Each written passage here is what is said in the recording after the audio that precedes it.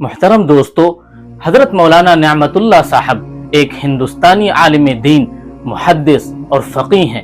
وہ اسلامی فقہ اکیڈمی کے صدر ہیں اور 40 سال سے تقریباً دارالعلوم دیوبند میں درجہ علیہ کے استاذ ہیں۔ حضرت مولانا نعمتاللہ صاحب کی پیدائش 24 دسمبر سن 1936 کو پورا معروف ضلع اعظم گڑھ میں ہوئی۔ یوں تو پورا معروف اہل علم و فن کا مرکز رہا ہے، لیکن اللہ تعالیٰ نے آپ کی خمیر یہاں کی مٹی میں شامل کر کے مٹی کو سونا بنا دیا۔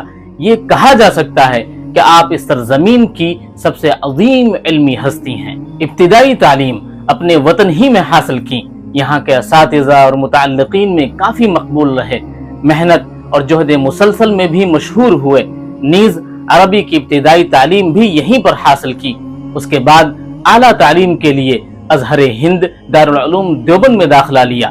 چنانچہ سال اول میں تفسیر میں علامہ جلال الدین سیوطی کی مشہور تفسیر جلالین اور علم حدیث کی مشہور و مستند کتاب مشکات المصابیح کی تعلیم حاصل کی اور سن 1953 میں دور حدیث سے سند فراغت حاصل کی۔ آپ کے اساتذہ میں نمایاں نام شیخ العربی والعجم شیخ الاسلام حضرت مولانا سید حسین احمد مدنی، جامع منقول و معقول حضرت علامہ محمد ابراہیم صاحب بلیاوی، شیخ الادب حضرت مولانا اعزاز صاحب امروہوی، محدث کبیر حضرت مولانا حبیب الرحمن صاحب اعظمی رحمہم اللہ جیسے اساتین علم و فن شامل ہیں۔ اور رفقائے درس میں نمایاں نام حضرت مولانا اندر شاہ کشمیری اور قاضی مجاہد الاسلام رحمہم اللہ کا آتا ہے۔ تحصیل علم سے فراغت کے بعد اپنے استاذ حضرت مولانا اعزاز علی صاحب امروہوی علیہ الرحمہ کے ایما و اشارے پر مغربی یوپی کے مشہور مدرسہ حسینیہ تاولی مظفر نگر میں تدریسی خدمات پر مامور ہوئے۔ اس کے بعد ملک کے دیگر مدارس میں بھی آپ کا علمی فیضان جاری ہوا، جن میں مفتاح العلوم کوپا گنج، جامعۃ الرشاد اعظم گڑھ، مفتاح العلوم مئو اور مظہر العلوم بنارس وغیرہ قابل ذکر ہیں۔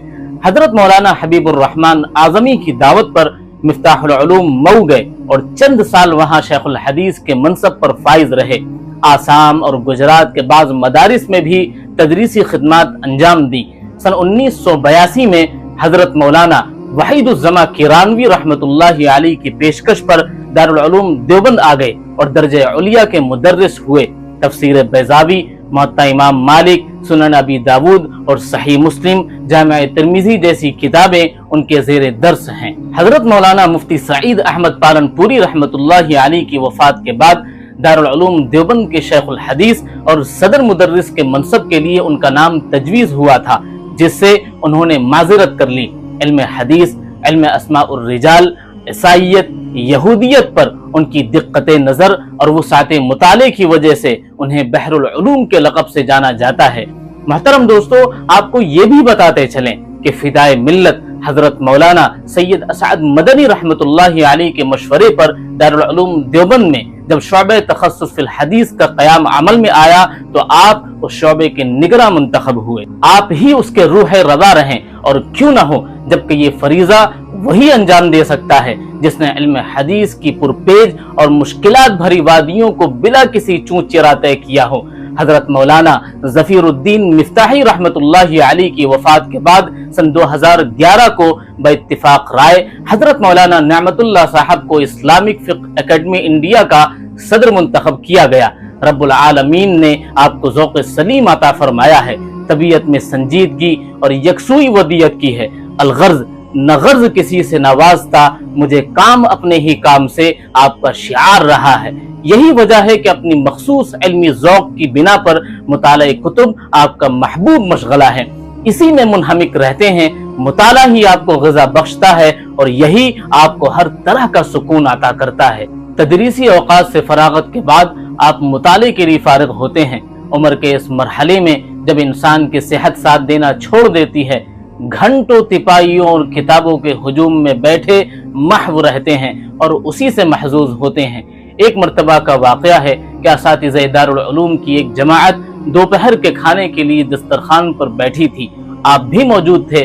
معمولی سا کھانا تناول کرنے کے بعد آپ کنارہ کش ہو گئے۔ کسی نے کہا کہ حضرت مزید لیجیے اور کھائیے۔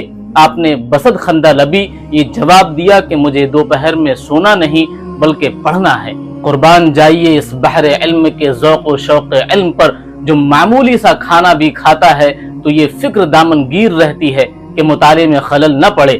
دارالعلوم دیوبند کا کتب خانہ ایشیا کے عظیم الشان کتب خانوں میں سے ایک ہے۔ عظیم اور علمی نادر و نایاب کتابوں کا ایک ذخیرہ یہاں پر موجود ہے۔ آپ کے بارے میں یہ مشہور ہے کہ دارالعلوم کے کتب خانے کی نادر فنون کی وہ کتابیں جن کی عموماً لوگوں کو ضرورت نہیں پڑتی، آپ اس کے ضرورت مند ہوتے ہیں، اور جن کتابوں تک کسی کو رسائی نہیں ہوتی ان پر آپ کی گرفت ہوتی ہے۔ آپ کا یہ ذوق مطالعہ صرف زمانے تدریس کا خاصہ نہیں بلکہ زمانے طالب علمی میں بھی آپ کا شوق مطالعہ قابل تحسین تھا۔ اگر یہ دعویٰ کیا جائے تو غلط نہ ہوگا کہ علوم اسلامیہ سے نہ صرف آپ کو واقفیت ہے بلکہ گوشوں اور شوشوں پر آپ کو گرفت بھی حاصل ہے۔ تفسیر و حدیث کا مسئلہ ہو یا فقہ و فتاوی کا، بلاغت و کلام کا مسئلہ ہو یا تاریخ و سیر کا، الغرض ہر ایک فن پر آپ کو مکمل طور پر عبور حاصل ہے۔